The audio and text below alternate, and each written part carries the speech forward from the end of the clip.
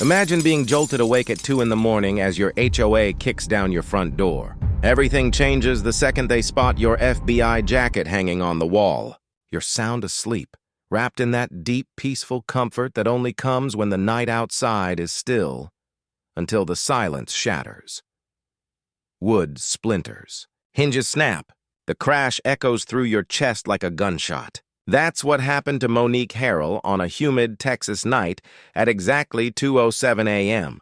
Her heart slammed against her ribs as she bolted upright. At first, she thought it was a burglar. That was the only thing that made sense. But the voices came fast, sharp, and commanding. "Go! Clear the entry!" Monique stumbled out of bed, bare feet cold on the hardwood, mind spinning. She flicked on the hallway light and froze. 3 figures were already inside her home. 2 wore navy polos marked HOA security enforcement. The third, a uniformed Plano police officer, stood just behind them, his badge catching the light. "What is this?" Monique shouted. "Who the hell are you?" "We're HOA security, ma'am," one replied. "We had a complaint about loud noise." She stared in disbelief. "Noise? It's the middle of the night." "I was asleep." The officer tried to calm things down. "Ma'am, just cooperate. We'll make this quick." But nothing about this was quick or right. Her hands shook as she clutched her robe. The clock on the microwave blinked 2:07 a.m. "You kicked in my door over a fake noise complaint?" she snapped. "No warrant, no probable cause. You had no right to enter," the taller enforcer smirked. "You signed the association rules.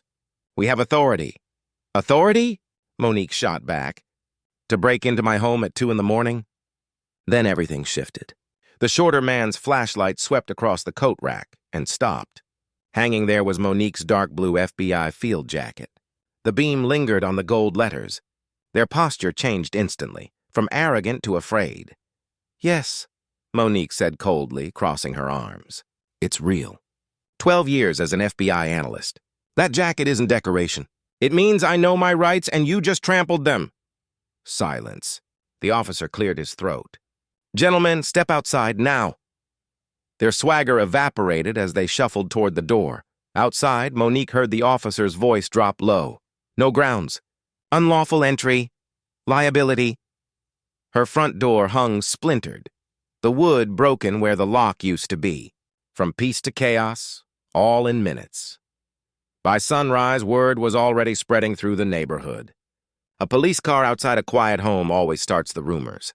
By 8 a.m., Facebook threads buzzed. "Why did cops storm Monique's house?" "HOA said it was noise, but she's always quiet." Monique scrolled through the comments, bitterness rising. Then one cut deep. If she worked for the FBI, maybe she was hiding something. She set her phone down, jaw tight. She wasn't surprised, just disappointed. The knock on her door made her jump. It was Howard McKinney, her elderly neighbor. "Monique," he said softly, "you okay?" "As okay as someone can be after strangers kick in her door at 2 a.m., she muttered. Howard sighed. "People are talking. Some say that jacket scared them off. Others say it makes you dangerous." Monique laughed bitterly. "Perfect. Now my own history's being used against me." Howard leaned closer. "You're not alone. But the HOA doesn't like being embarrassed, and you embarrassed them." Before Monique could reply, a voice cut across the street. "Howard, you shouldn't be getting mixed up in this." It was Karen Delaney, the HOA president, walking with that stiff, practiced grace of someone who thinks she owns the block. "The only mess here," Monique shot back, "is my busted front door." Karen smiled tightly. "Our officers acted on multiple complaints. Sometimes firm action is required. Breaking into a woman's home is firm action now?" Monique's tone was icy. Howard stepped in. "Karen, don't insult her." There was no noise. "My window faces her side." Karen's smile thinned. "With respect, Howard, this isn't your concern." "It became his concern," Monique said, "the second you turned my house into a crime scene. And let's not forget, your men went quiet when they saw my jacket. Why do you think that is?" For the first time, Karen faltered. Then, without answering, she turned and walked away. Howard exhaled. "That woman's playing a dangerous game." Monique nodded. "So am I. But I'm not the one who kicked in a door." By evening, the HOA called an emergency meeting. Howard convinced Monique to go. "You can't let them control the story," he said. And when she entered the clubhouse, heads turned. 30 neighbors whispering, eyes fixed on her like she was the villain. Karen stood at the front. "We received multiple complaints," she announced smoothly. Our response was swift and necessary. Angela Ruiz, a nurse from down the street, stood up. "Karen, I was awake. There was no noise." Murmurs rippled through the crowd. Karen's fake smile held. "Perhaps you missed it." Others confirmed. "Who?" Angela pressed. "For confidentiality reasons," Karen said quickly. "We can't share names." That's when Monique rose. Her voice was calm, deliberate. "You broke into my home without a warrant. And when your men saw something they didn't expect, my FBI jacket, suddenly the noise disappeared. Gasps filled the room." Karen's mask cracked. "We have no issue with your past employment, Miss Harold, but—" Howard cut her off. "Rules don't give you the right to smash a homeowner's door. Subscribe to Drama Lady Files. Without proof, this wasn't enforcement. It was harassment." "Exactly," Angela said from the back, her voice cutting through the noise. And it's not the first time the HOA has flexed like this. People are scared to speak up, but it happens. Karen's composure cracked, her cheeks flushing. "Our goal has always been to protect this community," she insisted. "Protecting doesn't mean sending men to barge into a woman's home at 2 in the morning," Monique shot back. "That's not protection. That's abuse of power. And if you think hiding behind bylaws will save you, you're wrong. I know the law better than your entire board combined. What you did was illegal. The room erupted in noise, voices overlapping, neighbors divided. Some backed Monique, others defended the HOA.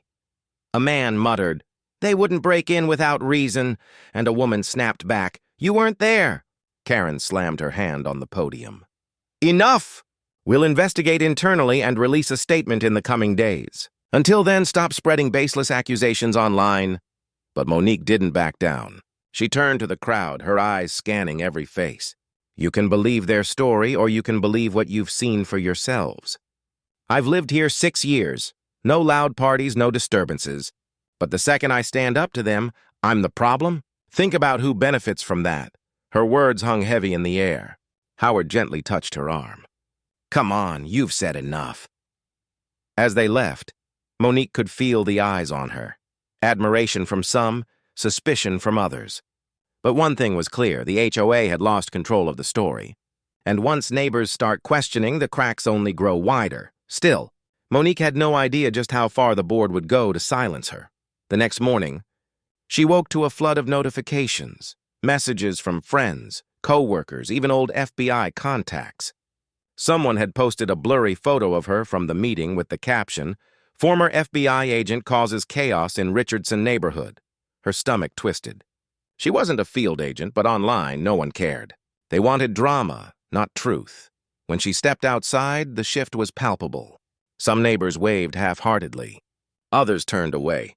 And taped neatly to her mailbox, a bright yellow violation notice, failure to maintain lawn edging.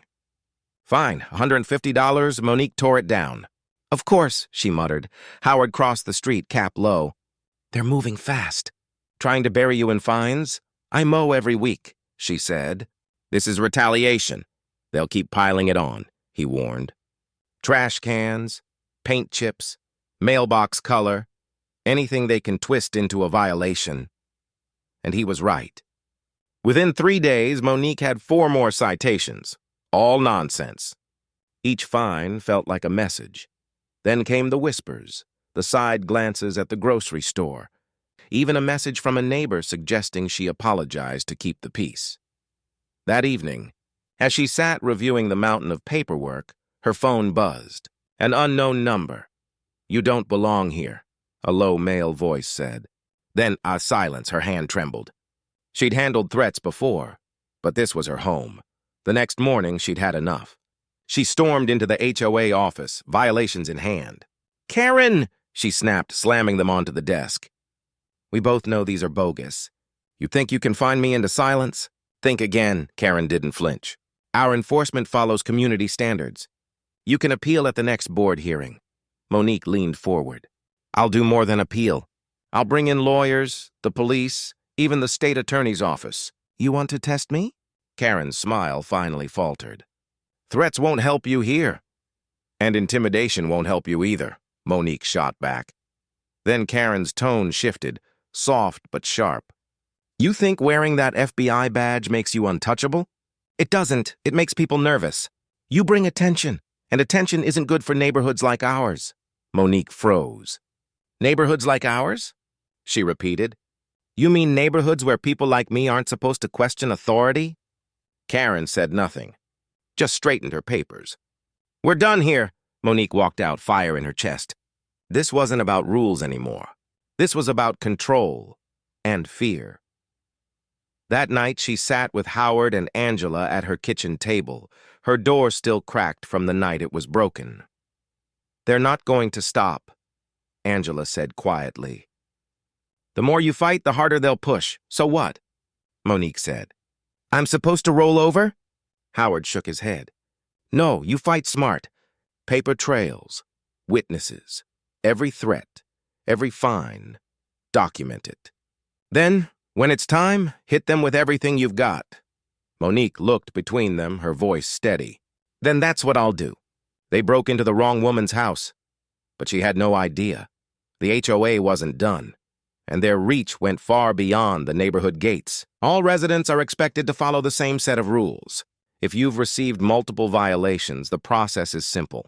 Pay the fines or your account escalates. Monique stepped forward, her voice low but razor sharp. You're used to people rolling over because you scare them with legal terms. I've worked with attorneys for more than a decade, Karen. I know the difference between unethical and illegal, and what you're doing is both.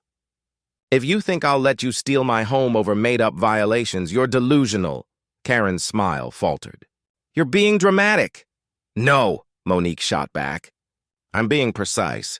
And you know exactly what precision looks like when the FBI gets involved. The words hit like a thunderclap. The board members shifted uncomfortably, glancing at each other. Karen tried to mask her unease, but doubt flickered in her eyes. You can try to bully me, Monique continued, voice steady.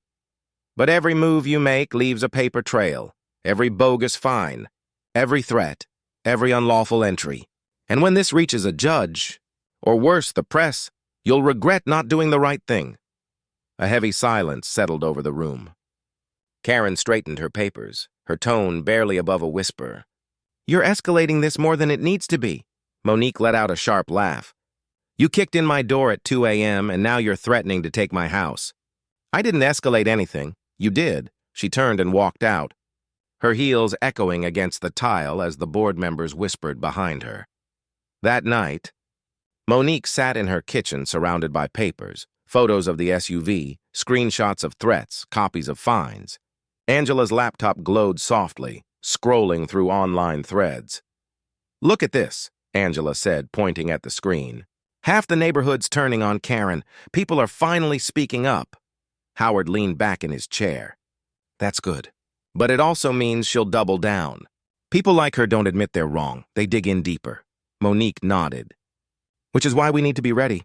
I'm drafting a formal complaint to the Texas Attorney General's office. If they keep pushing this lean nonsense, we'll take it to federal court. They're not just harassing me. They're violating civil rights. Angela hesitated. Do you think they'll stop before it gets that far? Monique shook her head slowly. People in power rarely stop until someone forces their hand. As the three of them pored over documents late into the night, Monique felt her anger sharpen into purpose. This wasn't just about her anymore. It was about every neighbor too afraid to speak up.